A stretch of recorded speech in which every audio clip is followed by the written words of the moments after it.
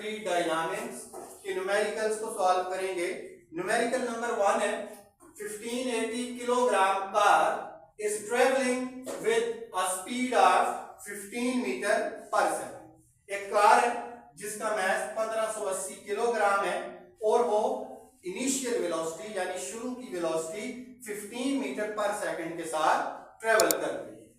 What is the magnitude of horizontal net force that is required? तो हमें कितनी force जरूरत है to bring the car to a halt in a distance of 50 metre, इस car को अगले 50 metre में जाम रोकने के लिए। halt का मतलब है जाम ब्रेक लगा के रोकना, यानी अगले 50 मीटर में हमने इसको रोक देना है और उसके लिए हमें कितनी फोर्स चाहिए होगी। और जब ये रुकेगी तो इसकी फाइनल वेलोसिटी 0 हो जाएगी। अब गिवन डेटा देखें तो सबसे पहले इसका मास है 1580 किलोग्राम और इसकी जो इनिशियल वेलोसिटी है जिससे वो जा रही है वो है 15 मीटर पर सेकंड और इसमें आगे कितने डिस्टेंस को कवर करके रोकना है 50 मीटर को, और जब रुकेगी तो फाइनल वेलोसिटी 0 हो जाएगी। अब हमें ये बताना है कि हमें कितनी फोर्स लगेगी इसको रोकने के लिए।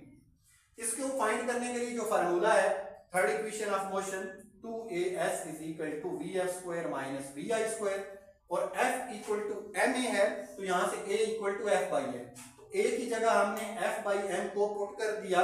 तो अब आप इस फार्मूले को देखें तो f भी हमारे पास आ चुका है, m भी हमारे पास मौजूद है, s भी हमारे पास मौजूद है, vf भी मौजूद है और vi भी मौजूद है। तो ये परफेक्ट फार्मूला होगा इस न्यूमेरिकल को सॉल्व करने के लिए। सॉल्यूशन पे चलते हैं। 2 अपनी जगह पर, f फाइंड करना है तो वो भी अपनी जगह पर, और s की वैल्यू 50, s की जगह पर हम 50 डालेंगे। डिवाइडेड बाय मास है तो मास की वैल्यू है 1580 तो हमने वो डाल दी, इक्वल टू vf की वैल्यू 0 माइनस vi की वैल्यू 15 का स्क्वायर होगी क्योंकि vi 15।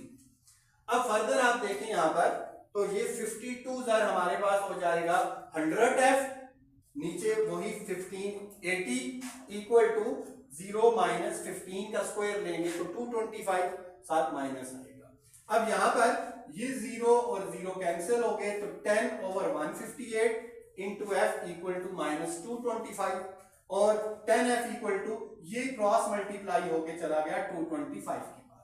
225 को 158 से हमने मल्टीप्लाई किया तो हमारे पास जो आंसर आ गया 35550।